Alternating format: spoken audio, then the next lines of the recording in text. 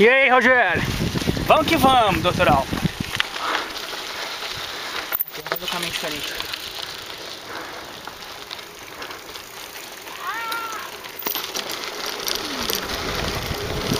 Tem umas poças d'água agora. Ah, é?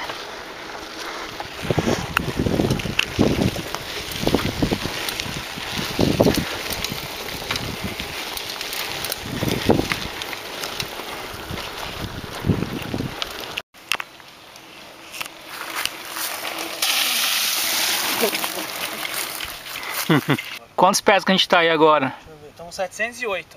Ué, só isso? O Brinco tá com uns 5 mil já. Não, pô. Então eu que tô cansado à toa mesmo. Você tá com a barriga grande. E aí você?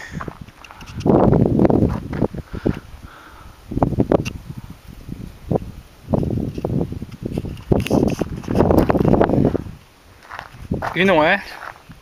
É, não. Olha o gingerbread que eu comi aqui, ó.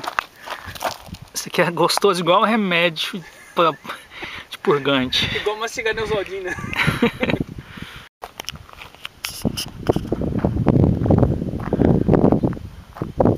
Olha a antena lá no morro.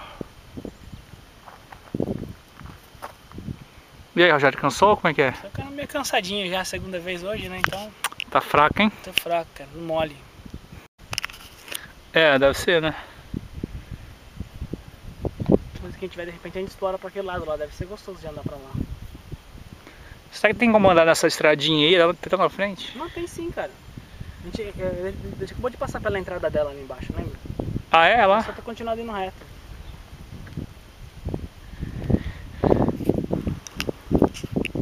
Vou colocar minha câmera aqui, ó. Aqui, ó, por quê? Ah, tá, aí é legal.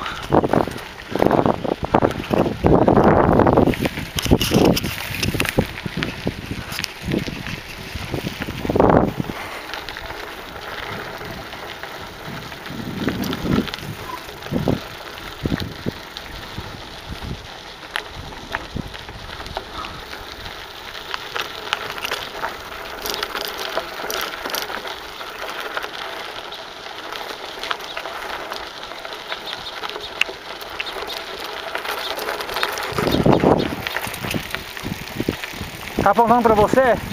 Tá pra baixo, um pouquinho mais pra cima, pro outro lado agora. Não, pro outro. Aí, agora um pouquinho mais. Aí, agora sim.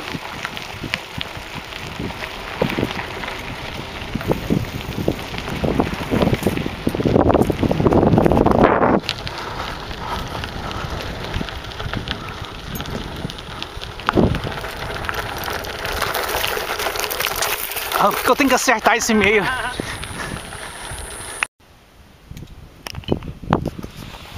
Deixa eu aqui quebra um galho.